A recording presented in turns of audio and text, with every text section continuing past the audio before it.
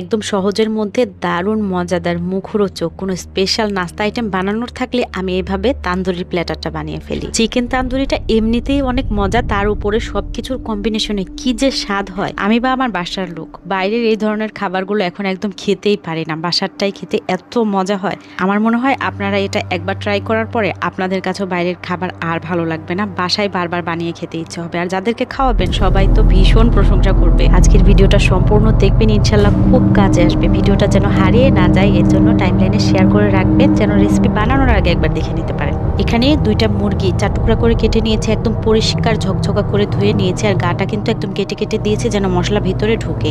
একটা আস্ত লেবুর রস চেপে দিয়ে দিয়েছি, তার মধ্যে 1.5 টেবিল চামচ রসুন আর 1 টেবিল চামচ আদা পেস্ট, 3 টেবিল চামচের মতো হবে টক দই দিয়েছি, 2 চা চামচ শুকনা মরিচের গুঁড়ার সাথে 1 চা চামচ কাশ্মীরি রেড চিলি পাউডার দিয়েছি রঙের জন্য, 1 চা চামচ ধনে আর জিরার গুঁড়া দিয়েছি, 1.5 চা চামচ দিলাম এই কাবাব মশলাটা। এটা না থাকলে যে কোনো কাবাবের মশলা বা তান্দুরি মশলা থাকলে 1.5-2 চামচ দিয়ে দিলেই হবে। আধা চা চামচ দিয়েছি সাধারণ গরম মশলার গুঁড়া, 1 চামচ দিয়েছি গোলমরিচের গুঁড়া, 2 টেবিল চামচের মতো সয়া সস, 2 টেবিল চামচের মতো টমেটো সস আর 2 টেবিল চামচের মতো এই বারবিকিউ সসটা দিয়েছি। এটা যদি ঘরে না থাকে 1 চা চামচ যে কোনো আচার দিয়ে দিলেই হবে, তবে এটা একটা কিনে নর্মাল ফ্রিজে রেখে দিলে অনেকদিন ব্যবহার করা যায়, এর স্বাদটা খুবই ভালো। এরপরে 1 চা চামচ করে চিনি আর লবণ দিয়ে ভালো করে মেখে ঘন্টা খানেকের জন্য মেরিনেট করে যদি চান তাহলে রাতে বানালে সকালেও মশলা মেখে রেখে দিতে পারবে। রান্নার ঠিক আগ মুহূর্তে এখানে 1 চা চামচের মতো তেল আর 3 টেবিল চামচের মতো বাদাম পেস্ট মেখে নিচ্ছি। কাটার কাজু বাদাম কিছুক্ষণ গরম পানি দিয়ে ভিজিয়ে রেখে ব্লেন্ড করে নিয়েছি, ইচ্ছে করলে বেটেও নেওয়া যাবে।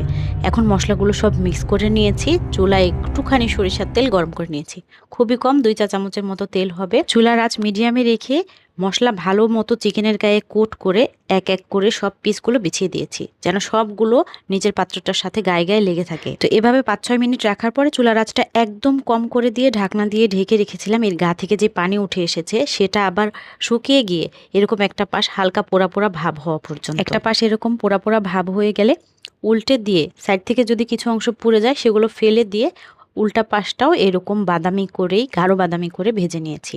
আর পোড়া অংশগুলো তেল থেকে বাদ দিয়ে যতটুকু তেল আমি দিয়েছিলাম প্রায় সবটুকুই কিন্তু রয়ে গেছে পাত্রের মধ্যে। ওই তেলের মধ্যেই মেরিনেট করা যে মশলাটা বেঁচেছিল ওই মশলাটা দিয়ে আমি ঢাকনা দিয়ে ঢেকে খুব ভালো মতো কষিয়েছি। মশলাটা ভালো মতো কষাতে কষাতে যখন তেল ছেড়ে দিয়েছে তখন এর মধ্যে পানি দিয়ে আবারও নেড়েচেড়ে পানিটা শুকিয়ে মাখা মাখা হয়ে যাওয়ার পরে একটুখানি চিনি আর ঘি দিয়ে দিয়েছি।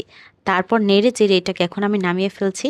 আর পাশের চুলায় আমার হাজবেন্ড পরোটা ভাজছে। এভাবে তান্দুরি চিকেন বানিয়ে আমরা পরোটা, নান রুটি, তারপর হচ্ছে রুমালি রুটি এগুলোর সাথেই বেশিরভাগ সময় খাই। আর মশলা দিয়ে যে গ্রেভিটা বানিয়েছি ওইটা আর চিকেনের সাথে মিক্স করি নাই, আলাদা রেখে দিয়েছি, কারণ যারা ঝাল খেতে পারে বা মশলা বেশি পছন্দ করে তারা এটা খাবে, আর বাচ্চা যারা আছে বা ঝাল খেতে পারে না তারা এটা ছাড়াও মজা করে খেতে পারবে। আর সাথে তো অবশ্যই এই সালাদটা আমি সব সময় বানাই, এটা রেসিপি আমি আগেও বেশ কয়েকবার দিয়েছি, আবার লাগলে বলবেন অবশ্যই আমি দিয়ে দিব। শশার এই সালাদ বা রায়তাটার সাথে একটু গ্রেভি আর হচ্ছে এই চিকেন তান্দুরিটা পরোটা বা নান রুটি যে কোনো কিছুর সাথেই খেতে কি যে টেস্টি হয়, এটা আপনি নিজে বানিয়ে টেস্ট না করলে কখনো আন্দাজও করতে পারবেন না।